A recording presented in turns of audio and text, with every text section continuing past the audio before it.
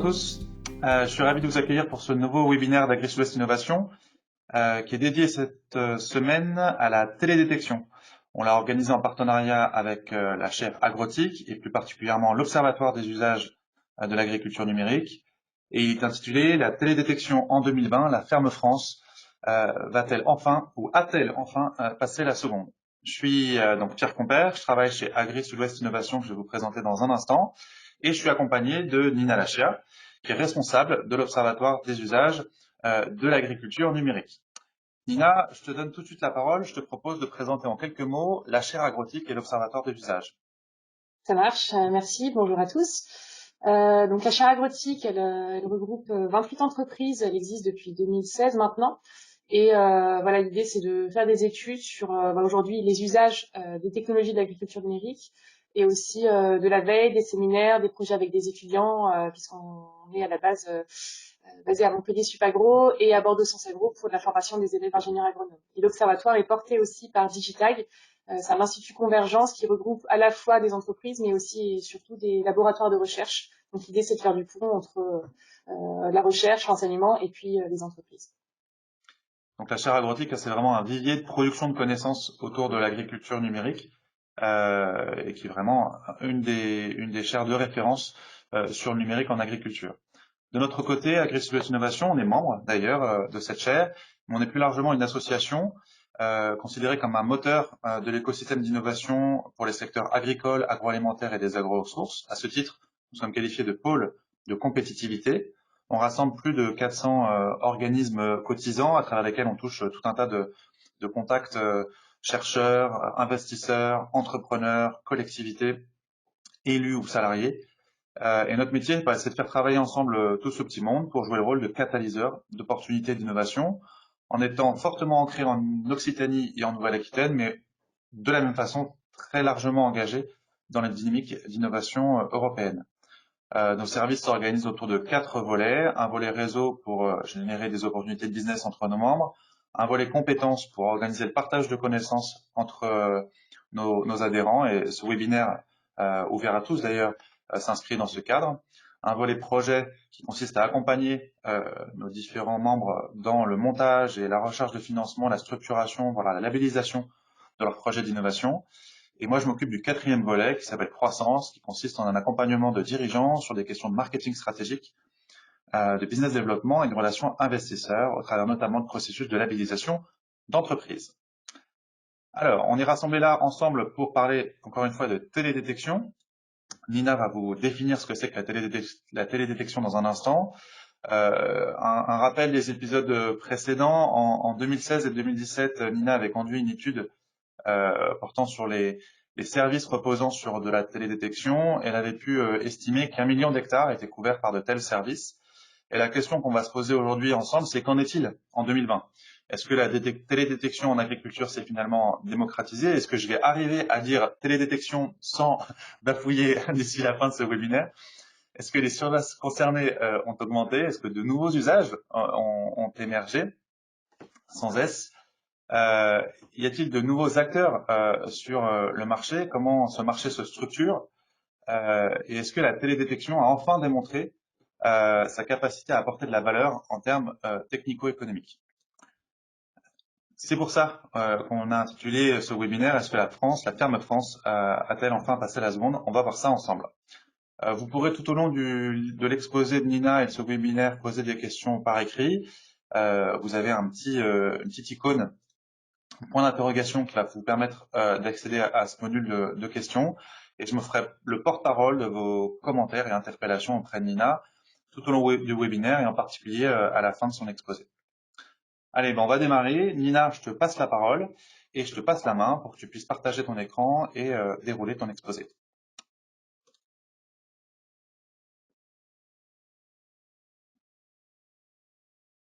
C'est parfait, on t'écoute. Ah, par contre, on ne t'entend plus. C'est normal, j'ai cliqué sur couper mon micro. Voilà, ça marche mieux comme ça. Merci pour l'introduction. Donc, je vais vous présenter effectivement l'état des lieux des usages de la télédétection en 2020, du moins de ce que nous on a observé par le prisme de l'observatoire. J'ai mis en bas donc les logos de la chaire agrotique de Digitag et de l'Institut Agro, puisqu'on est basé à l'Institut Agro à l'antenne de Montpellier. Et j'ai mis aussi le logo de la GEMA, puisque c'est une étude qu'on a menée aussi avec des étudiants de la junior entreprise de Supagro. Donc j'étais pas toute seule sur ce travail-là, j'ai été aidée de 3 étudiantes. J'y reviendrai un petit peu plus tard. Avant de commencer, alors je pense que la plupart des personnes ici savent très bien et mieux que moi de quoi on parle quand on parle de détection. Je voulais juste préciser quelques termes pour être sûr qu'on parle tous de la même chose, parce que voilà, selon nos formations, nos parcours actuels, on n'a pas forcément les mêmes définitions. Aujourd'hui, j'ai vraiment basé sur la télédétection, qui regroupe toutes les techniques qui permettent d'acquérir à distance des informations sur des objets terrestres. Ça peut être des plantes, des parcelles, des exploitations, à travers différentes plateformes qui peuvent être satellites, avions et drones. On verra, je ferai vraiment la distinction entre ces différentes technologies à un certain moment de ma restitution. C'est important d'avoir ça en tête parce que chaque technologie va avoir sa spécificité et ça va forcément impacter les usages qu'il va y avoir derrière. Une technologie va être définie par sa résolution en termes spatial, mais aussi en termes temporels. Est-ce que j'ai une image par an? Est-ce que j'ai une image par mois, tous les 5 jours, tous les jours? Forcément, ça va avoir des impacts en termes d'usage, en termes de coût. Voilà, est-ce que c'est juste un abonnement en service? Est-ce que je dois acheter moi-même mon matériel? Est-ce que c'est plus ou moins cher? En termes de sensibilité aux conditions d'acquisition, est-ce que c'est sensible ou pas à la météo, aux nuages, à la pluie, je sais pas, plein de choses. Et forcément les capteurs qu'il y a dessus, puisque télédétection, c'est pas juste un avion qui vole, c'est des capteurs embarqués sur cet avion qui vont permettre d'acquérir différentes informations. Donc il y a plein de technologies, il y a plusieurs technologies qui existent, qui vont forcément s'adapter aux usages, et c'est surtout pour ça que c'est important de savoir de quoi on parle. Je vais aller un peu plus loin dans la définition de la télédétection par rapport à ce que j'avais déjà présenté dans les études précédentes. J'ai distingué ici 2 usages qui sont ce que j'ai appelé cartographie du parcellaire, c'est-à-dire visualiser son parcellaire en ligne via par exemple une plateforme, alors soit une plateforme spécialisée par un fournisseur de plateforme, soit par des plateformes non spécialisées type par exemple Google Earth ou Géoportail. Voilà, visualiser son parcellaire en ligne avec des images aériennes ou satellites. Ça peut déjà être un outil de la décision, ça peut aider à organiser les travaux, à faire du dimensionnement, à mesurer des surfaces, etc. Donc c'est déjà un type d'usage qu'on pourrait mentionner. J'ai distingué de la télédétection, et c'est vraiment sur ce deuxième point que je vais axer ma présentation, sur la télédétection, sur la production de cartes de préconisation agronomique, notamment la cartographie d'indices agronomiques spatialisés et puis les conseils agronomiques. C'est illustré, je pense, vous avez tous déjà vu ce type de carte avec des classifications de couleurs au sein d'une parcelle représentant la répartition de la valeur selon certains indices. Ce qui est intéressant, c'est que, là, c'est un peu un premier résultat, c'est que la limite entre les deux, elle n'est pas si claire, surtout depuis l'émergence des services liés à Sentinel-2, donc la constellation de satellites mise à disposition par le service européen Copernicus, qui permet d'avoir des images gratuitement, entre guillemets, et surtout à plutôt bonne résolution, à environ 10 mètres de résolution, et tous les 5 jours. Donc de plus en plus d'offres et de services se sont développés, et finalement la frontière entre de la cartographie, de la visualisation en ligne et la production d'indices de cartes préconisation, elle est plus si distincte. Il y a un petit peu certains services qui sont vraiment à cheval entre les deux, et donc c'est pas si simple de déterminer les usages. Aujourd'hui, je vais vraiment focaliser sur la télédétection en termes de production d'indices agronomiques, mais je vais quand même parler un petit peu des usages précédents parce que je pense que c'est important de l'avoir en tête. Petit rappel, hein, c'est une étude qu'on a menée d'abord en 2016. Vous voyez que la charte graphique a bien changé depuis. On l'a reconduite en 2017 et l'idée là, c'est de faire le point 3 ans plus tard. Est-ce que voilà, entre les évolutions économiques, sanitaires, agronomiques, les aléas climatiques, est-ce qu'il y a eu des changements ou pas sur les usages? Quelques éléments de méthodologie, hein, comment j'ai construit ce que je vais vous présenter maintenant. C'est une méthodologie assez classique pour l'observatoire. On essaie de reproduire à peu près toujours les mêmes méthodologies, histoire de pouvoir faire des comparaisons entre ce qu'on observe. Donc on a commencé cette étude en janvier 2021, donc pour s'intéresser à la campagne de 2020. Donc d'abord, forcément, avec une étape de veille et d'entretien. Ce qui a mené à une étape importante, c'était d'essayer d'établir une cartographie du marché, la chaîne de valeur de la télédétection. C'était pas si simple. Je vais vous présenter ça juste après. Suite à quoi, on a mené des entretiens qualitatifs avec différents acteurs qui nous paraissaient importants. Et c'est là que j'ai travaillé avec les étudiantes de la GEMA. Et puis, voilà, c'est ce qui aboutit à la présentation d'aujourd'hui. Et un peu plus tard, j'en ferai une infographie, comme d'habitude, pour présenter les principaux résultats. Donc on a mené 25 entretiens qualitatifs, d'environ 1 heure à chaque fois. Donc déjà merci d'avance à tous les participants de l'étude. Et si, alors forcément c'est pas exhaustif, mais si parmi vous qui êtes présents aujourd'hui, vous avez envie de témoigner, l'étude, voilà, je suis encore disponible pour compléter ce qu'on a pu observer avec d'autres entretiens, si ça s'avère pertinent. Alors le premier résultat que je voulais partager avec vous, c'est d'essayer de faire le point sur l'organisation du marché, qui est pas chose facile. On essaie de faire ça depuis quelque temps avec l'Observatoire parce qu'on se rend compte qu'il y a vraiment un intérêt de comprendre comment s'organise le marché, à la fois pour comprendre les usages, mais aussi pourquoi certaines technologies se développent plus que d'autres. On voit que sur l'adoption, l'organisation du marché a vraiment un gros intérêt. Alors il y a une structure de marché qui est assez classique en agriculture de précision, où on a des fournisseurs d'outils, des distributeurs et des utilisateurs. En télédétection, de ce qu'on avait vu il y a 3 ans, c'était à peu près ce type d'organisation-là. On avait les constructeurs de capteurs au sens large, hein, construire les capteurs, mais aussi les producteurs d'images, la vente de capteurs. Donc quand je dis capteurs, là j'entends à la fois les images, commander des images sur satellite, ou construire carrément des drones, ou construire les capteurs qu'on va embarquer sur des avions et des drones, qui sont ensuite distribués sous forme soit brute, soit sous forme d'OAD, d'outils de la décision, en compilant avec des modèles agronomiques qui permettent d'en faire une information qui va être utile ensuite pour l'utilisateur final, ou alors ça peut être aussi à destination de la recherche et de l'expérimentation. Et tout ça en y associant du conseil, des informations culturelles, des itinéraires techniques, etc., la production de conseils agronomiques pour l'application au champ derrière. Alors c'est pas si simple parce que quand on interroge aujourd'hui des distributeurs, alors quand je dis distributeurs, je pense à des distributeurs des coopératives, des chambres, ou même des éditeurs de logiciels par exemple, ils peuvent distribuer plusieurs types de produits. Ça peut être des images aériennes, comme la première image que je vous avais montrée juste avant. Ça peut être des cartes d'indices de végétation, sans forcément aller plus loin, mais juste des cartes où je vois ma parcelle avec différentes valeurs selon l'endroit de ma parcelle. Ça peut être des zonages, des classes de parcelles, avec soit des indices moyens par parcelle, c'est-à-dire des parcelles de couleurs différentes avec à chaque fois un indice différent, soit des zonages au sein des parcelles, donc vraiment de la cartographie intraparcellaire, où sur ma parcelle je vais voir des zones différentes, ou ça peut être carrément des cartes de préconisation inter ou intraparcellaires, avec cette fois-ci vraiment du conseil agronomique derrière, je ne sais pas quelle dose d'azote je dois mettre sur ma parcelle, ou à tel endroit de la parcelle, etc. Donc il y a un peu tous ces différents degrés de valorisation de la télédétection qui sont aujourd'hui distribués en télédétection. Mais en plus, ce qui complexifie encore les choses, c'est que de plus en plus, l'utilisateur final ou la structure de conseil agronomique peut avoir directement accès à la cartographie des parcelles ou à la télédétection. Il n'y a plus forcément nécessité de passer par un distributeur ou un OAD pour avoir accès aux images. Finalement, on peut avoir accès un peu à n'importe quel maillon de la chaîne, selon l'usage dont on a besoin et selon aussi le degré de précision, et aussi nos facultés économiques, etc. Nina, Oui. une première question que je glisse là tout de suite, une question de François du CVT à l'envie, sauf erreur de ma part. La télédétection peut aussi être couplée à une action sur site, pulvérisation par exemple, typiquement produite par le drone ou voire l'avion. Dit François, les capteurs à l'avant du véhicule mesurent, analysent l'information à bord et l'action est déclenchée immédiatement de façon raisonnée. Est-ce que tu as considéré cet usage dans le cadre de l'étude, mais j'ai plutôt l'impression que moi c'est encore un usage très très confidentiel. Alors, faudrait voir la question précisément. J'ai l'impression que dans ce cas-là, on parle plutôt de proxy détection, si j'ai bien compris la question, c'est-à-dire d'un capteur embarqué sur la machine qui va en temps réel analyser l'état sanitaire de la plante pour pulvériser en conséquence. Mais ça voudrait dire que j'ai bien compris la question. Si c'est ça, Et je suis d'accord avec toi, il y a un petit flou, je vais demander à François de la préciser, mais si c'est pas effectivement, considéré, dans tous les cas, je l'ai pas considéré là.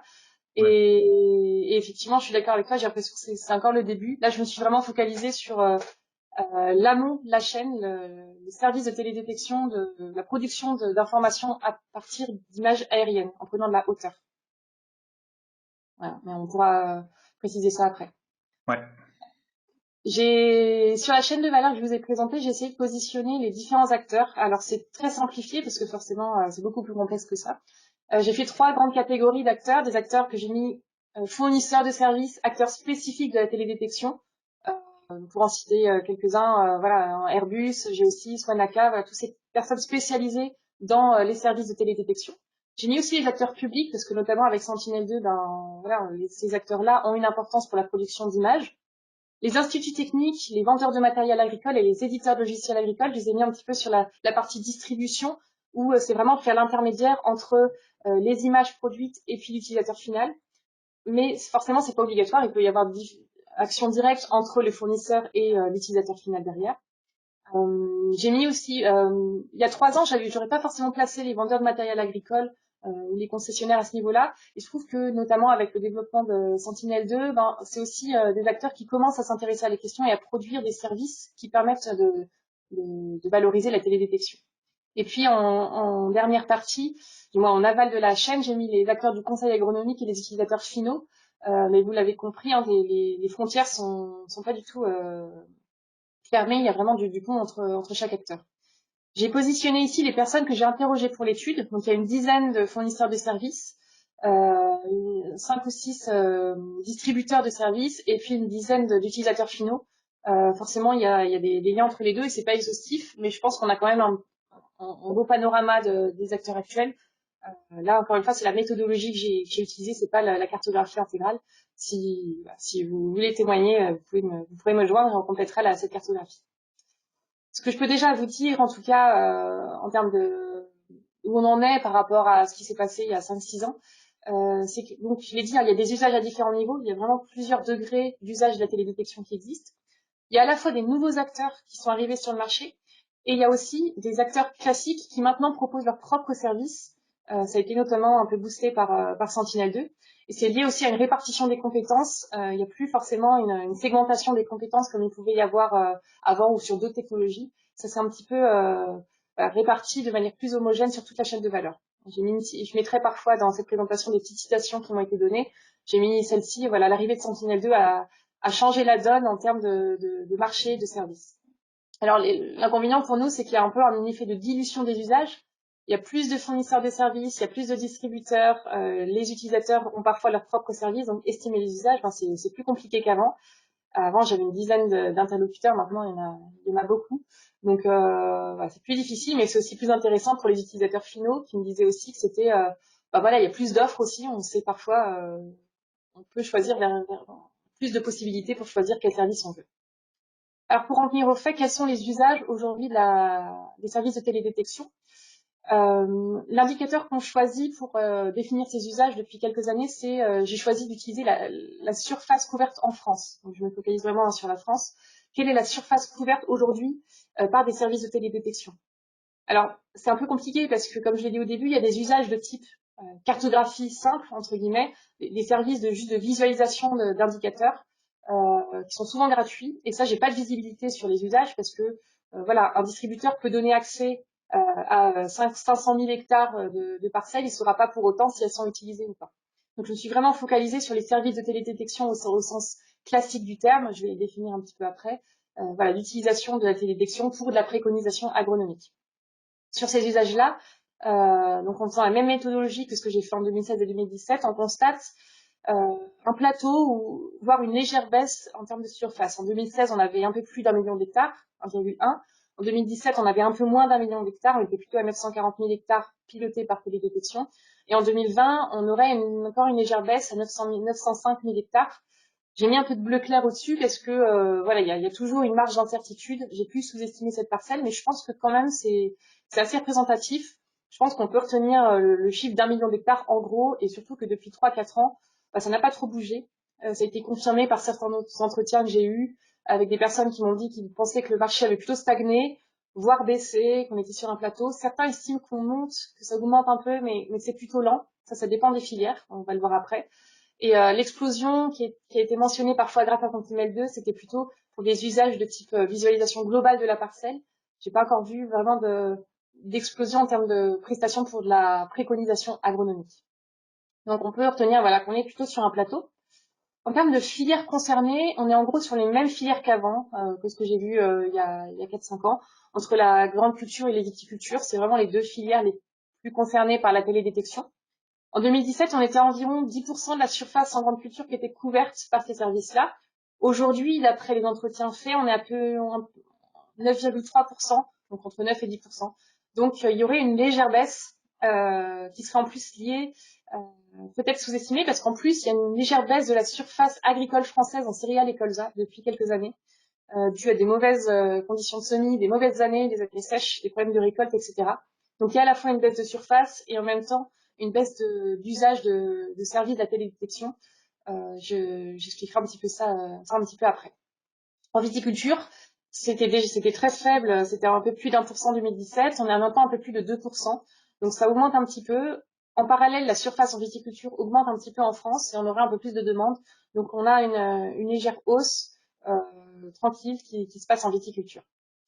Pour aller plus loin sur pourquoi est utilisée la télédétection en grande culture, là on est sur l'usage principal reste le pilotage de la fertilisation azotée, ça on avait déjà vu dans les années précédentes, ça reste le cas, pour plein de raisons, il y a des intérêts réglementaires, l'offre commerciale est mature, elle est connue par les agriculteurs, voilà, on sait à peu près vers qui se tourner, et l'impact est direct puisque ça touche à la gestion des intrants, l'azote, donc c'est des économies à la fois, c'est financier, c'est environnemental, sur beaucoup de points de vue c'est assez concret, donc il y a un usage principal qui reste celui-là. Cependant, il n'a pas non plus décollé. On est vraiment là d'après les différents acteurs interrogés, sur ce plateau qui ne bouge pas trop. J'ai mis cette petite citation qui disant, c'était une coopérative qui disait, nous on propose que de la fertilisation, et comme on propose que ce service, on a stagné.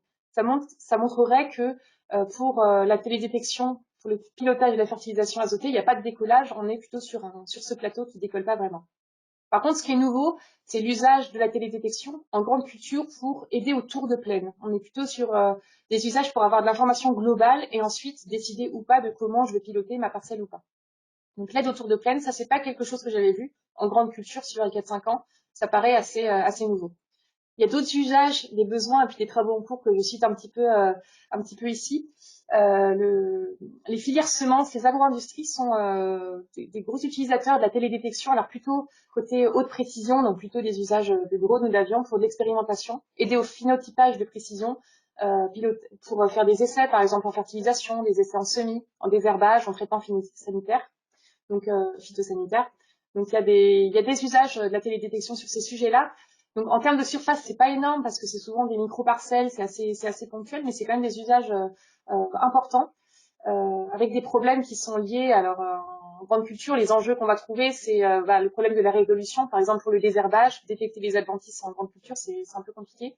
Le problème des temps de traitement pour tout ce qui est pilotage des maladies, puisqu'entre l'acquisition de l'image, le traitement et la restitution, il y a un délai, et donc souvent c'est trop tard par rapport à la détection des maladies qu'on voudrait plutôt précoce.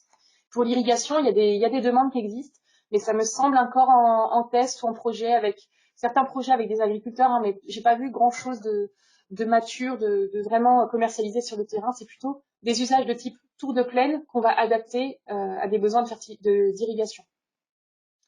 Donc en gros, en grande culture, la fertilisation semble toujours l'usage standard. Il y a des usages de type tour de plaine qui me paraissent nouveaux, qui se développent et qui sont complétés par des usages de pointe et vraiment spécifiques à certains besoins. Bien. Avant de passer à la viticulture, deux petites questions. Est-ce que si tu décris une relative stagnation en volume, en nombre d'hectares, est-ce que en valeur, tu as pu savoir si il y avait une augmentation de la taille du marché en valeur, et même si en volume, elle reste visiblement stagnante? En Je veux valeur du savoir, marché, est-ce que les services en... sont plus chers, notamment peut-être les autres usages en R&D et autres sont plus chers et continuent de se développer, même si en termes de surface c'est relativement petit, ou est-ce que ça semble encore anecdotique là aussi en termes de valeur? C'est une bonne question, j'y ai pas réfléchi. Je sais pour les usages, on va dire fertilisation azotée, les tarifs n'ont pas bougé, de ce qui me semble. On est toujours sur l'ordre de 10 euros l'hectare, parfois moins, parfois plus. Forcément, sur l'expérimentation, c'est des services qui coûtent beaucoup plus cher et donc ça peut représenter plus en part de marché. Euh, je ne sais pas. Je ne sais pas, D'accord. mais c'est possible que ça s'équilibre et qu'en termes de valeur, en termes économiques, ça représente plus.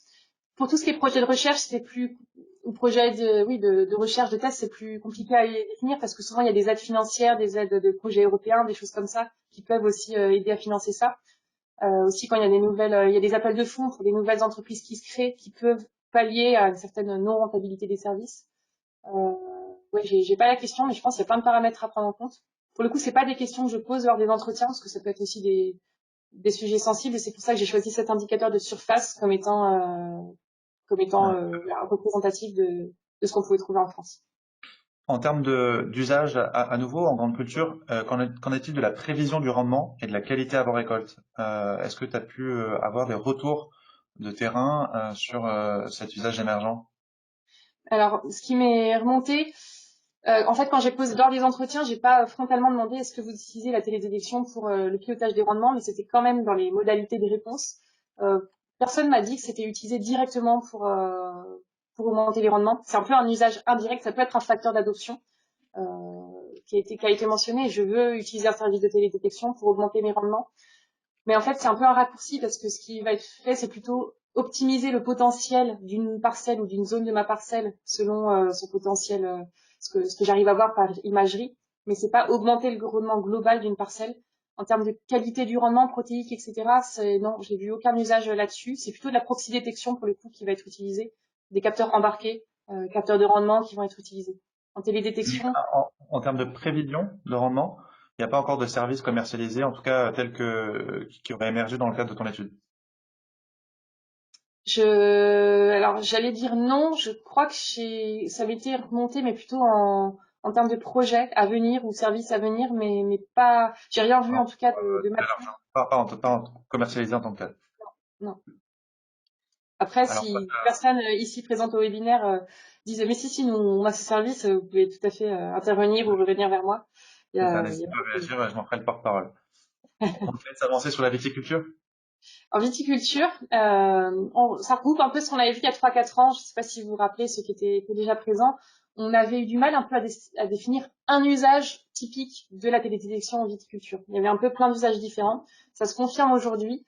Les usages principaux de la télédétection, c'est vraiment de l'aide autour de plaine, plus ou moins avancée, et de l'aide à l'échantillonnage. Et ça, l'échantillonnage, c'est pas, pour le coup, c'est un mot qui n'était pas du tout sorti il y a quelques années, mais ça a été mentionné là dans beaucoup d'entretiens. L'usage principal, c'est alors la télédétection pour la détection de manquants. Il y a un gros besoin là-dessus. Il y a des services qui existent et qui sont commercialisés pour ça. De la télédétection pour les bilans de campagne, un support de discussion avec le conseiller, par exemple, pour le pilotage des vendanges, planifier les vendanges, par exemple, savoir où je vais aller faire telle mesure sur le terrain grâce à des cartes de télédétection.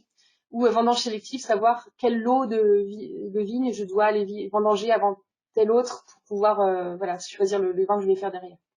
Maladie, irrigation, fertilisation, il y a des services qui existent. Ça me semble encore un peu timide sur le service vraiment commercialisé. J'ai pas vu un service de prédiction de telle maladie vraiment certain. Il y a toujours besoin d'expertise, de vérification de terrain systématique pour chaque service de télédétection en viticulture. Donc les spécificités en vigne qui sont particulières en télédétection, c'est le fait que ce soit des cultures en rang, qui a besoin de beaucoup de travaux en parcelle, donc un gros intérêt pour gagner du temps. L'échantillonnage a vraiment un intérêt parce que je vais gagner du temps pour savoir quelle partie de la parcelle je vais aller observer en priorité. Il y a peu de matériel qui sont équipés pour aller très loin dans l'usage de la télédétection. Par exemple, en modulation, on n'a quasiment rien parce que la majorité des matériaux ne sont pas équipés. Et ce qu'on va voir, c'est surtout que les adoptants sont des profils haut de gamme, qui vont avoir des services sur mesure, répondre à des besoins vraiment précis, puis qui vont être en capacité de financer ces services-là. L'intérêt pour ce qui m'a été cité, c'est que c'est pas encore très popularisé parce que pour des petits viticulteurs ou des petites caves coop, elles ont peu d'intérêt à avoir l'intérêt parce que c'est souvent des petites parcelles, c'est beaucoup trop cher par rapport à la valeur ajoutée et donc l'intérêt n'est pas directement visible. Donc en viticulture, il y a des usages, mais ils restent quand même très spécifiques et personnalisés. Ils sont souvent complémentaires d'autres capteurs d'observation terrain et d'autres outils d'aide à la décision qu'on peut trouver. Mais ces services-là, donc, ils se développent et on est quand même sur une augmentation et il y a de plus en plus quand même de services de télédétection qui existent en viticulture. On pourrait se poser la question sur les autres filières, je me la suis posée. J'ai pas eu beaucoup de réponses et de visibilité. En arboriculture, j'ai l'impression qu'on est quand même encore au stade de test et de recherche. Alors quand je dis test, c'est pas que des projets de recherche, ça peut être des tests terrain, des organisations qui s'intéressent à faire des tests sur le terrain. En élevage, la gestion des fourrages, par exemple, des prairies, c'est pareil, c'est des usages qui commencent à se développer, mais c'est encore très timide. En maraîchage, j'ai quasiment rien vu. Ce qui m'aurait été cité, par exemple, c'est une étude qu'on a fait en maraîchage, c'est l'usage de drones, par exemple, pour voir sur des grandes serres est-ce qu'il y a des zones plus ou moins chaudes dans une serre qui pourraient favoriser le développement de maladies. Mais ça reste anecdotique d'après ce que j'ai vu. Après, il y a d'autres usages qui existent que j'ai pas étudiés dans le cadre de cette étude-là, c'est tout ce qui est pilotage des forêts, des territoires à grande échelle, et puis les assurances qui sont aussi utilisatrices de services de télédétection. Les autres questions qu'on s'est posées, c'est en termes de technologie. On avait vu en 2017 qu'il y avait 85% des services de télédétection qui étaient pilotés par satellite, et 15% on se répartissait entre l'avion et le drone. Ça, c'est en 2017. Aujourd'hui, on est à peu près sur les mêmes tendances, je pense. Peut-être même une augmentation du satellite par rapport aux autres technologies. En termes d'utilisation du satellite, les usages les plus fréquents sont pour les grandes cultures et la fertilisation azotée. Je l'ai dit, c'est un service qui est là, qui existe, qui est plutôt stable. Les usages se développent sur toutes les cultures avec Sentinel-2 pour l'aide autour de plaine, ce que j'ai déjà dit. Le suivi temporel aussi, qui est nouveau, qui permet d'avoir des images tous les 5 jours, donc pallier si j'ai des problèmes de nuages, etc., pas d'accès à des images, mais aussi qui peuvent donner une information sur le comportement d'une parcelle au fur et à mesure des années. Beaucoup de services agronomiques commencent à s'approprier un peu ces services-là. Beaucoup de projets de recherche s'intéressent à comment utiliser notamment ces séries temporelles pour l'agronomie. Donc c'est encore en développement.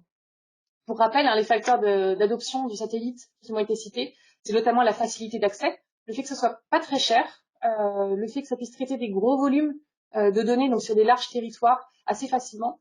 Et puis cette nouveauté a permis notamment grâce à Sentinel-2 la résolution temporelle qui est importante. Le fait que ça ne dépende pas d'un opérateur, que ce soit les vacances ou les week-ends, on aura quand même une image satellite. Après, il faut quand même la traiter. Les limites de l'imagerie satellite, c'est les couvertures nuageuses qui sont parfois à des moments critiques. Là, j'aurais besoin d'une image et il y a un nuage, donc je peux pas avoir l'information que je veux. Et la résolution spatiale qui est pas toujours suffisante. En viticulture notamment, en général, ça m'a été cité comme n'étant pas toujours suffisant, du moins pour, par exemple, détecter les adventices, etc. En fertilisation, par contre, ça peut l'être. En grande culture, la perte de précision, ce qui m'a été dit, c'est que c'est pas forcément un problème pour les usages, sauf pour les usages de type désherbage, par exemple, qui m'ont été cités. Donc, pour résumer, les satellites, quel changement ces dernières années? Ça continue à se développer, notamment avec ce nouveau format qui est pas l'imagerie satellite et je fais une carte de préconisation à partir de mon imagerie, mais je mets à disposition des indicateurs bruts que vont pouvoir valoriser les utilisateurs finaux selon leurs besoins. Donc ça continue vraiment à se développer. J'ai l'impression que ça prend cette direction-là de mise à disposition d'indicateurs. Sentinel-2 se popularise, c'est même vu comme une entrée vers l'agriculture de précision, comme c'est assez facile d'accès et assez facile d'usage.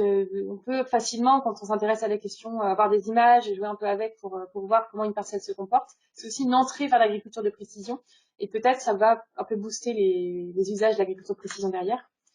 Ce qu'on peut voir en imagerie satellite, c'est qu'il y a beaucoup de services qui commencent à s'internaliser. Les utilisateurs commencent vu qu'on peut utiliser ces services-là, à internaliser leurs services, pour mettre directement à disposition des utilisateurs finaux. Et il y a encore quand même beaucoup de projets qui sont au stade de veille et de recherche, et notamment sur les séries temporelles qui sont des opportunités, mais sur lesquelles il n'y a pas encore vraiment de services commercialisés là-dessus. En termes d'avions, donc c'est une technologie qui est finalement peu citée dans les médias, mais c'est quand même relativement important, surtout en viticulture. Pour plein de raisons, ça permet de couvrir des grandes surfaces. C'est assez rapide, donc en fait on a des bons débits d'acquisition d'images, c'est assez précis, puisqu'on arrive par exemple en viticulture à différencier les rangs, les interrangs, c'est assez fiable, ça dépend pas d'un opérateur. Ça permet aussi de compléter les images satellites par rapport à ce que je disais avant. Si on a un problème d'acquisition d'images satellites, j'ai besoin d'une image à telle date et il y a des nuages, je peux compléter par un vol d'avion ou de drone, on le verra après. Les limites en avion, c'est le coût, ça coûte très cher, et puis des contraintes de fonctionnement, puisque il y a quand même des prestataires, il faut quand même faire appel à des services différents, etc. Pas trop de changements identifiés ces dernières années, ça me paraît assez stable comme marché. Ça a pu même remplacer le drone en viticulture. Alors pour plusieurs raisons, déjà l'arrêt d'un fournisseur de drones qui était quand même important avant ces dernières années. Et puis le fait que il y a eu une certaine désillusion aussi qui a été constatée suite au drone. On s'est rendu compte que c'était qu'il y avait aussi des problèmes liés à l'opérateur, aux pannes, etc. Donc ça a été remplacé par l'avion dans certains cas. Et le drone justement, où on en est des usages. Donc les usages ont bougé en drone, parce qu'avant la grande culture pouvait être pilotée par drone, et maintenant c'est moins le cas, notamment avec la disparition d'Aerinov. Les usages se répartissent plutôt sur la viticulture, comme je l'ai dit avant. Les grandes cultures pour des usages vraiment de pointe en termes de semences, d'expérimentation. Je l'ai dit, désherbage, semis, traitement sanitaire, expérimentation sur des variétés. Et puis c'est souvent aussi utilisé en complément de l'imagerie satellite.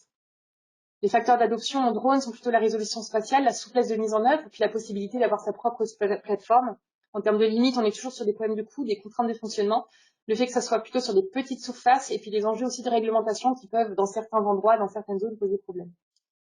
Voilà, puis le fait qu'on maîtrise pas tout, en fait, quand on service fait appel à des drones, il y a des données à analyser derrière, mais il y a aussi selon l'opérateur qui a travaillé, selon comment le vol a été fait, il y a plein de choses qu'on maîtrise pas, et donc ça peut entraîner des temps de traitement qui sont pas négligeables. Donc les changements des dernières années en drone, c'est le marché, voilà, qui a beaucoup bougé, qui peut être à la fois sur la forme de prestations. Il y a aussi des dronistes indépendants. C'est parfois des marchés qui sont internalisés et des acteurs de pointe qui vont vraiment aller jusque des usages très pointus de la télédétection. C'était déjà le cas avant, mais apparemment ça commence à se développer de plus en plus. L'arrivée sur le marché français de drones haut de gamme étrangers qui soient financièrement accessibles, qui permettent d'avoir des images de bonne qualité. Alors ça m'était remonté, mais ça semble assez récent, donc j'ai pas encore trop de visibilité sur à quel point les agriculteurs sont équipés dans ces drones-là. J'ai l'impression que c'est plutôt sur des usages de pointe, les agro-industries, etc. Mais il faudra voir dans quelques années. Ce qui se développe sur la télédétection par drone, c'est surtout les chaînes de traitement, l'automatisation des vols, les méthodes d'apprentissage, la chaîne de traitement, l'intelligence artificielle, etc., pour ensuite valoriser ces images-là. C'est plutôt là-dessus, j'ai l'impression, que s'axent les développements en télédétection. Donc voilà, en gros, sur les usages aujourd'hui de la télédétection, du moins de ce qu'on en a vu. En termes de facteurs d'adoption, donc à chaque étude, on essaie de voir un peu les facteurs et les freins à l'adoption. C'est des facteurs d'adoption plutôt standards. J'ai pas vu grand-chose de bien nouveau par rapport à ce que j'avais vu avant. En termes des facteurs d'adoption qui sont essentiellement réglementaires et de traçabilité. Alors réglementaire, il y a un usage classique qui reste là et qui reste important, voilà, justifier ou déplafonner une dose d'azote, ça reste présent. Des grands besoins, alors c'est pour ça aussi que ça se développe pour les industries de la semence ou des cultures à haute valeur ajoutée, c'est des besoins justifiés par cahier des charges, par traçabilité. Donc des besoins à ce niveau-là. Facteurs d'adoption aussi agronomiques et environnementaux, donc ont été cités par la moitié des personnes qui ont répondu. Voilà, avoir une vue du ciel, c'est plus objectif qu'au sol, mieux connaître sa parcelle, ajuster ses pratiques culturelles. Là, justement, on voit que augmenter le rendement, je l'ai mis, mais entre parenthèses, parce que c'est assez mitigé d'après les entretiens que j'ai faits. Certains me disent que oui, c'est utile pour augmenter le rendement, d'autres me disent que non. C'est plutôt mieux gérer sa parcelle, mieux l'optimiser en fonction de ce qu'on veut faire derrière. Donc c'est pas forcément le facteur d'adoption principal d'après ce qui m'a été dit. Des facteurs économiques, oui, ce qui explique que ça se développe surtout pour la fertilisation. Ça c'est nouveau, l'aspect gain de temps, ça m'avait pas été cité avant en facteur d'adoption de la télédétection, notamment pour tout ce qui est échantillonnage. On avait bien vu en viticulture, le fait d'avoir des cartographies qui me permettent de savoir où je vais aller faire telle observation. Ça me permet d'être plus efficace, de pas me tromper sur ce que je vais choisir d'observer, etc. Donc ça c'est un petit nouveau et intéressant. Et puis en facteur d'adoption, voilà, tout ce qui est facilité d'accès grâce à la Sentinelle-2, c'est un peu un booster d'usage de télédétection. D'autres facteurs humains existent. Alors ça, c'est des facteurs qu'on peut trouver sur beaucoup de technologies, la curiosité, le goût pour l'innovation. Un moyen de communiquer aussi, alors auprès du grand public, mais aussi entre pairs, avec le conseiller, discuter autour d'une carte, d'avoir vraiment un support en commun pour discuter. Et puis un peu un cercle vertueux qui s'est instauré, puisque dans certaines structures, il y a eu des recrutements de nouvelles personnes qui ont des nouvelles compétences, des sensibilités à ces technologies-là, au traitement de données, à la cartographie, au SIG, etc. Et ça a un peu permis de booster l'animation, l'accompagnement et le développement de services de télédétection dans des coopératives, dans des négoces, et ça a pu aussi favoriser l'adoption. À l'inverse, quels sont les freins à l'adoption? J'ai remis ici ceux que j'avais identifiés en 2017, qui étaient au nombre de 3. La sensibilité à la conjoncture. Ça illustre un peu ce qu'on disait tout à l'heure sur l'évolution des usages, où on voyait que les chiffres n'avaient pas vraiment décollé et ça pouvait être expliqué par des mauvaises années en termes de récolte en grande culture. Des problèmes de confiance dans le conseil et des problèmes d'équipement. J'ai l'impression que c'est toujours le cas aujourd'hui sur ces freins-là. Je vais redétailler ça. En termes de freins économiques, oui, la sensibilité à la conjoncture semble toujours un souci. En fait, le service de télédétection, ça va être un des services qui va sauter en premier ou le plus facilement. Ça peut être lié à des enjeux climatiques, à des crises. Sur les impacts de la Covid-19, il y a eu à la fois des personnes qui m'ont dit qu'il n'y avait eu aucun impact, il n'y avait aucun rapport et que l'agriculture n'avait pas du tout été impactée. D'autres qui m'ont dit que oui, ça avait pu sauter parce que c'est un des postes qui saute en premier, ou des projets de recherche qui n'ont pas pu se faire parce que du retard dans les démarches, etc. Donc c'est plutôt en termes de développement de nouveaux services que ça a pu prendre un peu de retard. En termes de freins économiques, les coûts des matériels sont toujours des problèmes des équipements. Avoir le semoir de précision qui va bien, la bonne console, le bon système de correction GNSS pour la modulation, c'est des problèmes qui existent encore. Une sorte de réticence à payer pour un service. Il y a tellement de choses gratuites aujourd'hui. Par exemple, les données météo, les données sentinelles, etc. Donc une petite réticence à payer pour un service. Ce qui explique aussi que ça reste ce qui se développe le plus. Ça ressemble très profil haut de gamme, expérimentation, agro-industrie. Un des freins à l'usage, ça peut être aussi le manque de valeur ajoutée directe. Ça, on le retrouve dans pas mal de technologies d'agriculture de précision. J'ai remis la confiance dans le conseil, donc c'est un fait qu'on avait déjà vu et qui semble un peu là toujours. Qui crée que ce qui se développe, c'est pas forcément des services clés en main. C'est pas forcément, vous souscrivez à un service de télédétection et vous avez un conseil traitement phyto. C'est vous avez un service de télédétection qui vous donne des indicateurs et c'est vous, avec votre expertise, votre connaissance du terrain, qui allez vraiment effectuer la bonne application agronomique derrière. Donc ce frein est là et je pense que le fait que ces services-là se développent, ça peut vraiment répondre à ce frein qui a été soulevé ici. Le manque de valeur ajoutée directe, c'est aussi, que finalement sur ma parcelle, j'ai un service de télédétection, mais j'ai pas directement d'intérêt, c'est pas immédiat, pas comme du guidage par exemple où je vais gagner en confort de travail. Il y a un temps de traitement, j'ai pas tout de suite le résultat, parfois trop tard, il faut beaucoup anticiper, donc ça peut être un problème. Puis en termes d'utilité aussi, par exemple pour la modulation de semis, ça décolle pas parce que c'est trop complexe. J'ai besoin de données de cartographie du sol de haute précision, j'ai besoin de beaucoup d'informations sur les variétés. Et donc, c'est un usage qui stagne parce que la télédétection toute seule ne suffit pas. Et puis tout ça lié avec des freins de type que j'ai classé, donc la complexité en fait, le fait qu'il faille quand même manier pas mal de cartographie, manier des formats différents. L'interopérabilité m'a été un peu moins citée que d'habitude, alors peut-être parce que c'est moins un problème qu'avant, ou plutôt que c'est des personnes qui sont très techniques, donc ils vont me parler plutôt de il faut manipuler des formats différents, il y a plein de choses qui existent, etc. La complexité des équipements associés qui sont souvent pas compatibles, chers, etc. Et puis le manque d'animation. Ce qui m'a été soulevé aussi, c'est que c'est pas la priorité des conseillers et des techniciens qui sont pourtant en première ligne pour accompagner les agriculteurs et aussi pour leur proposer de nouveaux services.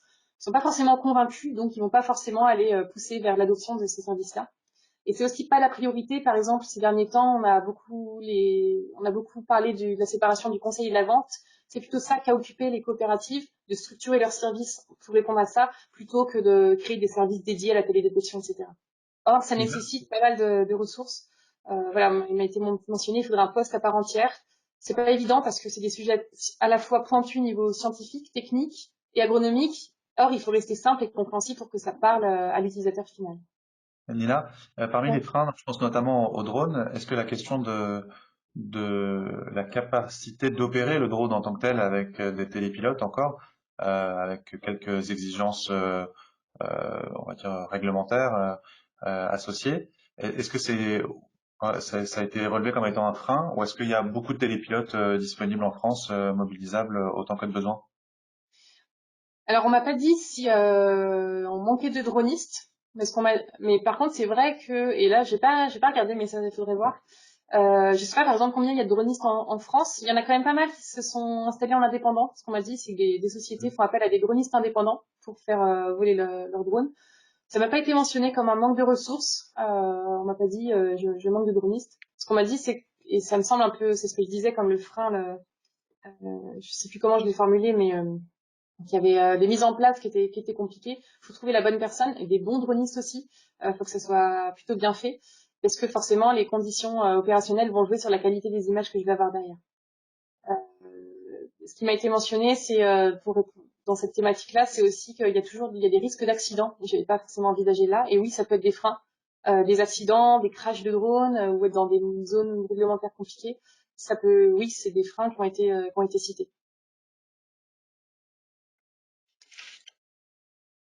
Sur les freins, en gros, ce qu'on peut dire, c'est que c'est des freins plutôt qu'on retrouve un peu partout. Et le point important, je trouve, sur ces freins-là, c'est le frein de la confiance qui a été cité, il va le marché qui se développe va dans le bon sens de ce frein qui a été constaté, puisque vraiment l'expertise revient aux utilisateurs qui sont proches du terrain.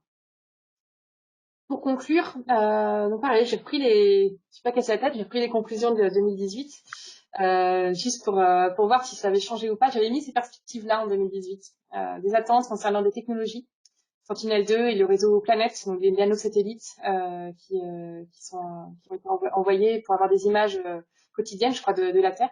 On s'attendait à ce qu'il y ait des nouvelles filières qui se développent et des nouveaux usages. Certains points ont été effectivement ont bien joué sur le marché de la télédétection, notamment dans Sentinel-2, je l'ai dit, et donc je vais pas forcément m'étaler dessus, en termes de diversité des offres, des usages qui se développent de type tour de plaine, pardon. Et voilà, on n'a pas encore par contre de recul sur l'usage des séries temporelles. On m'a évoqué qu'une seule fois l'usage de planète, et encore juste en termes de regarde ce qui se passe, mais j'ai pas vu d'usage associé à ça.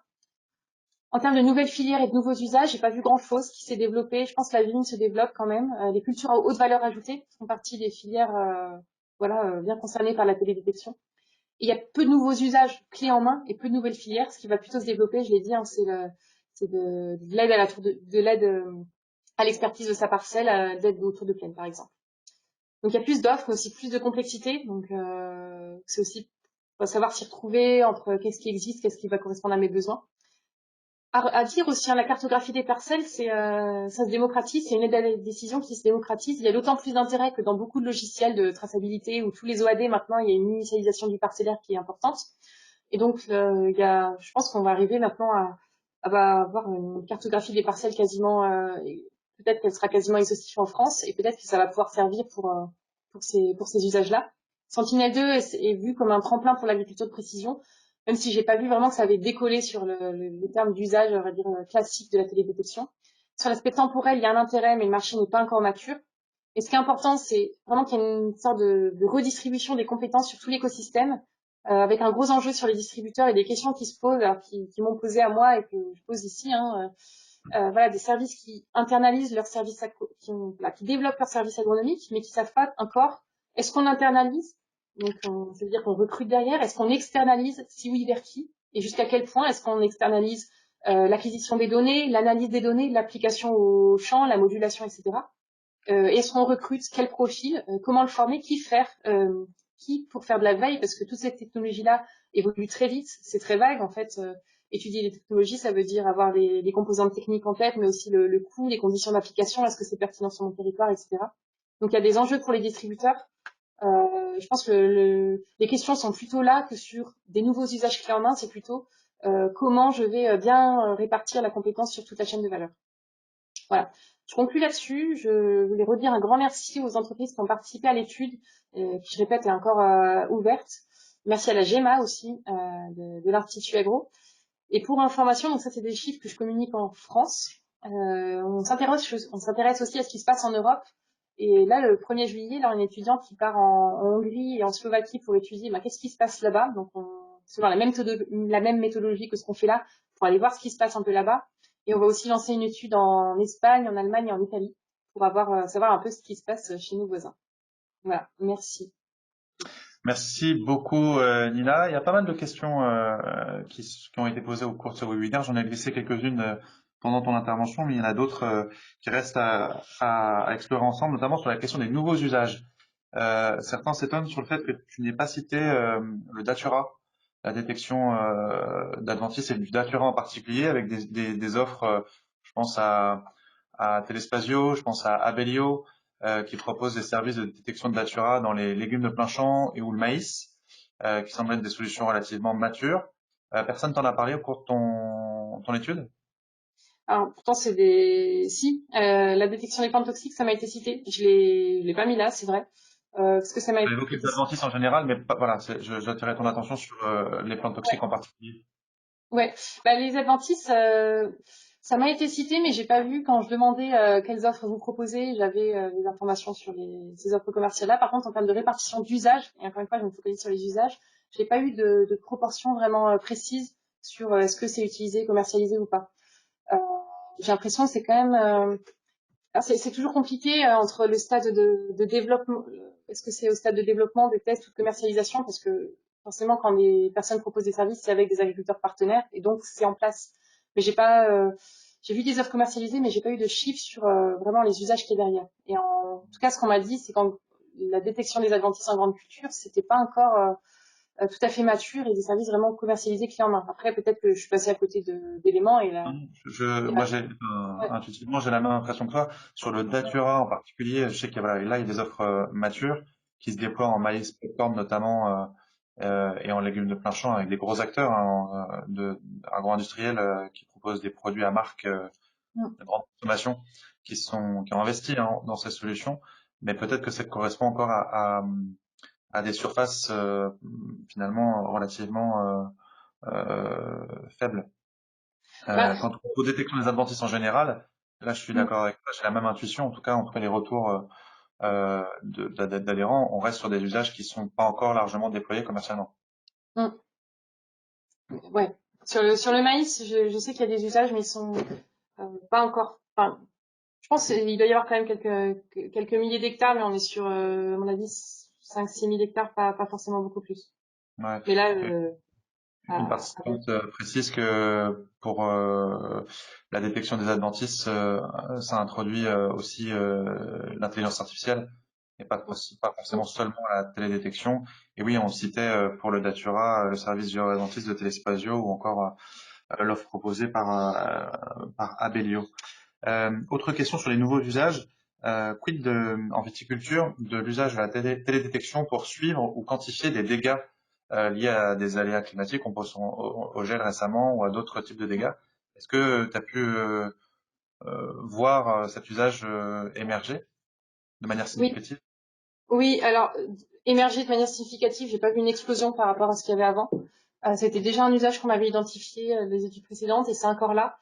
Euh, c'est encore là, mais c'est pas encore clair. Enfin, c'est surtout, je pense, en viticulture que je l'avais vu. Là, je l'ai pas forcément vu en grande culture, par exemple, mais je l'avais vu en viticulture, et c'est toujours là, mais c'est toujours pareil. C'est pas un service clair, c'est plutôt des domaines particuliers qui vont avoir ces services-là, et un peu en aide à évaluer la quantité qui a été dommagée par des ravageurs ou des aléas climatiques, etc.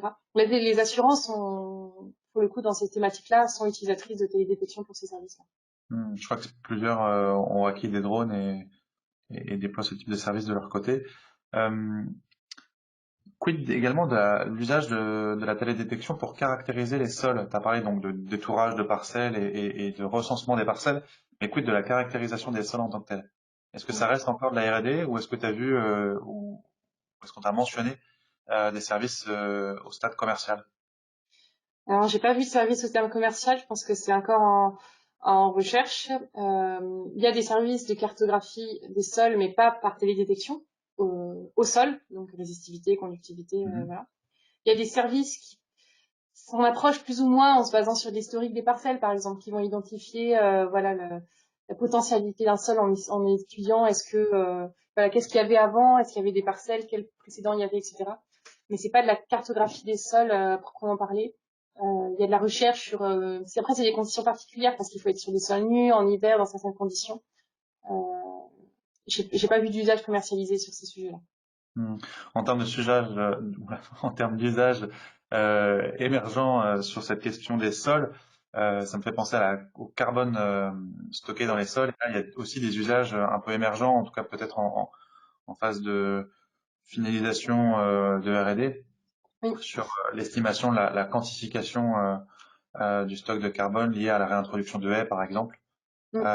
Plutôt le suivi de haies et avec derrière une interprétation statistique ou par modèle pour traduire le bon entretien de ces haies, la bonne implantation de ces haies en matière de stockage de carbone. Donc, plutôt une logique observation finalement de la télédétection sur le suivi des cultures et des aménagements paysagers. Ça, c'est une thématique qui intéresse.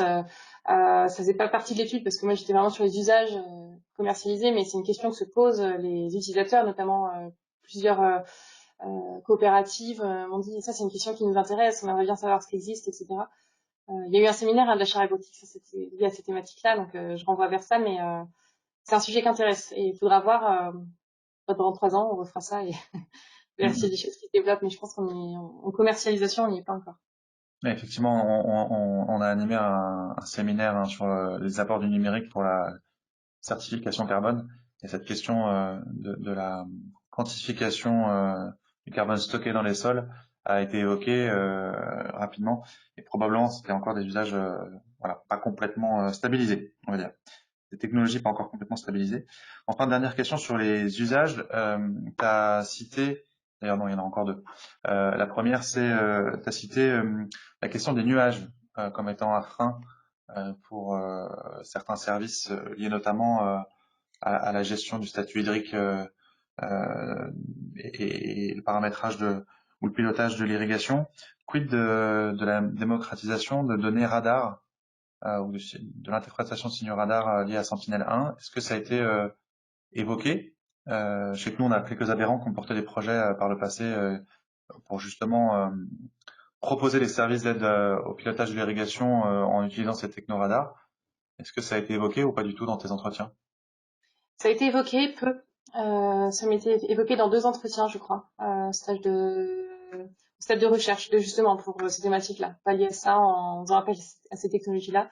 Mais voilà, en stade de recherche, j'ai pas vu de service basé là-dessus. C'était plutôt, voilà, on regarde ce qui se passe, on aimerait bien pallier à ces problèmes-là et voilà, on regarde ce qui se passe en interne. Mais pas eu trop À ma plus d'infos. connaissance, ça a causé peut-être avec Agralis Service qui était porteur d'un projet qui justement visait à intégrer ces données-là dans une offre de conseil au pilotage de l'irrigation. Après, pour Euh, pallier à ces problèmes de nuages, etc., il y a eu, ce qui m'avait été dit, c'est 2 entrées, soit les données radar, soit la proxy détection, justement. Les capteurs embarqués sont aussi une bonne alternative pour avoir des informations terrain quand j'ai pas pu avoir d'image de télédétection. Et, alors, c'était pas le sujet de l'étude, mais je pense qu'il y a des choses à creuser là-dessus aussi, et des services qu'ils développent basés là-dessus également. et de mémoire aussi, des fournisseurs comme Terranis détournent les zones de nuages et les sortent Hum. de l'interprétation agronomique qu'ils font des images pour éviter des biais liés à ces nuages. Autre sujet sur les assurances paramétriques. Est-ce que ça a été évoqué parmi les usages que t'as étudiés? Est-ce qu'on utilise des données télédétectées ou liées à la télédétection pour paramétrer des assurances? Alors, je sais pas trop ce qu'on entend par paramétrer une Je pense que assurance. c'est des assurances type indiciel. Ouais. Je ne sais pas. Ça faudrait poser la question aux Donc la assurances. réponse est non. Ça n'a pas été évoqué dans tes entretiens, parce qu'au moins tu te serais posé la question. C'est pas Euh, étonnant. Est-ce que il existe des améliorations à venir sur la fréquence des images Sentinel-2? Est-ce que tu as des informations là sur ce sujet-là? La fréquence d'acquisition, Oui. En tout cas, c'est comme ça que je comprends la question. hmm, ça je ne sais pas. Je pense qu'il y a d'autres personnes qui doivent avoir la réponse dans cette salle virtuelle. À creuser auprès du CNES peut-être par Ouais, exemple, la maison de télédétection ou je sais la pas. maison de télédétection à Montpellier.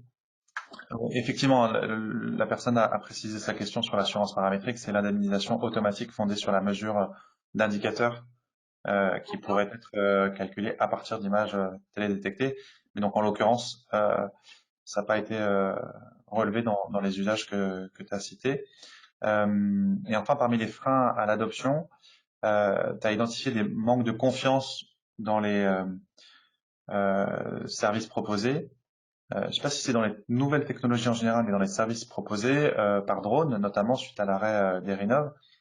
Euh, Est-ce que il y a encore des surpromesses passées ou actuelles, ou est-ce que ça y est, cette crise de confiance a été dépassée à ton avis? Moi, je pense que c'est comme tout le temps, ça dépend des profils. Parce qu'il y en a il y a des profils d'utilisateurs qui n'ont pas envie d'aller plus loin, qui ont envie d'avoir un conseil clé en main, un indicateur vert, j'y vais, rouge, j'y vais pas, et c'est tout, qui se posent pas trop de questions. Mais je pense qu'il y a quand même toute une partie euh, des agriculteurs qui ont envie de reprendre la main et qui ont ce problème de confiance et qui est important parce que j'ai dit à Mhm. plusieurs reprises. J'ai l'impression qu'on voit quand même moins de, de slogans, on va dire, vendeurs de rêves, comme on l'avait. On croyait qu'un robot faisait tout à notre place. On pensait qu'un drone savait nous dire quand traiter pour telle maladie. Il y a moins cet aspect-là, un peu. Il y a plus de maturité sur la compréhension du message.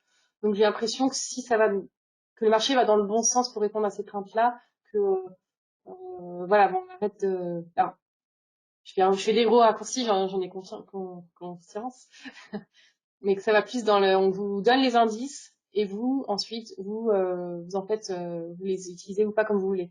Le problème de ça, c'est que ça nécessite que les structures utilisatrices aient toutes les ressources nécessaires pour utiliser ces services-là. Et c'est pas forcément le cas parce qu'il faut des ressources humaines, financières, techniques, etc. Mhm.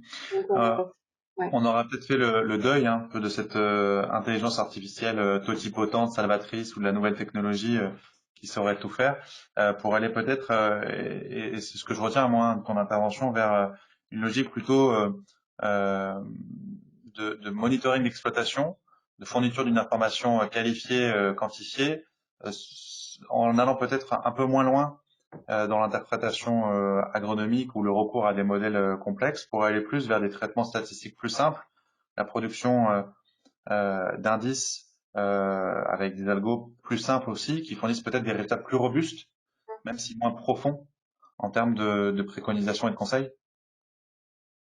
Ouais, tout à fait. J'ai l'impression que c'est ça ce qui se passe. Et que ça répond un peu à ces enjeux-là. Après, il faudra voir si c'est pas au détriment d'autres besoins, justement, d'outils simples, clés en main.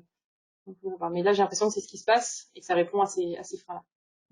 Est-ce que parmi les entretiens, certains ont fait le lien avec l'évolution de la structure des exploitations agricoles? On parle beaucoup de l'agrandissement des exploitations agricoles, un phénomène de délégation du travail en agriculture. Est-ce que cette évolution des usages ou des services proposés sur base télédétection, euh, est-ce qu'il y a un lien avec des enjeux peut-être plus forts en termes d'organisation du travail, d'optimisation du temps de travail liés à cet agrandissement d'exploitation? Je pense que ça peut effectivement avoir un lien sur la place de l'exploitation dans son écosystème. Elle va peut-être plus se poser la question d'externaliser certains services. C'est un peu dans l'objet de ma dernière diapo. Hein. Est-ce qu'on internalise tout? Est-ce qu'on externalise? Et jusqu'à quel point? L'acquisition d'images de télédétection, est-ce que c'est moi qui m'en occupe ou est-ce que c'est un service externe? Jusqu'à même la modulation, l'application au champ, est-ce que c'est moi? Est-ce que c'est une ETA, est-ce que c'est la CUMA qui va vraiment piloter tout ce service d'agriculture de précision-là, etc. Je pense que ça mériterait, sur ce sujet de la télédétection, c'est peut-être trop spécifique, mais plutôt une prise de recul sur voir est-ce que, voilà, qui sont les prestataires avec qui travaille une exploitation aujourd'hui? Est-ce que ça a augmenté depuis ou pas? Quels sont les maillons de la chaîne qui sont pas internalisés dans l'exploitation agricole, mais qui sont externalisés? Mais comme il y a besoin de plus en plus de libérer du temps qui a aussi besoin, il y a de moins en moins de main d'œuvre aussi, donc faut à la fois pallier au manque de main d'œuvre et à la fois libérer du temps, donc c'est compliqué, mais externaliser le plus de choses possible. Après, il y a beaucoup quand même d'exploitations qui me semblent isolées, qui doivent travailler seules, qui n'ont pas forcément d'échange avec les autres personnes, donc il faudrait faire attention à ce que ça segmente pas deux tranches d'agriculture, une qui soit vraiment intégrée dans un système avec plein de prestataires, etc., et d'autres exploitations qui soient complètement isolées. Euh, ouais, enfin, isolées sans échange avec des conseillers, etc. Après, ça dépend des choix aussi de l'agriculteur. Enfin, on peut obligé d'avoir tous les mêmes types d'agriculture, etc. Ça dépend de ses choix stratégiques, de ses ambitions, de ses choix personnels. Mais voilà, en tout cas, je trouve que ton exposé pose la question du bon positionnement Mm. de la technologie et de la robustesse des résultats qu'elle propose par rapport un secteur agricole soumis à extrêmement d'aléas et avec des organisations du travail qui sont variées et Mm. qui vont pas en qui vont pas en se standardisant. Je crois savoir qu'il y a plutôt un éclatement des formes d'organisation du travail en agriculture et du coup le bon positionnement de la technologie est peut-être pas si simple encore.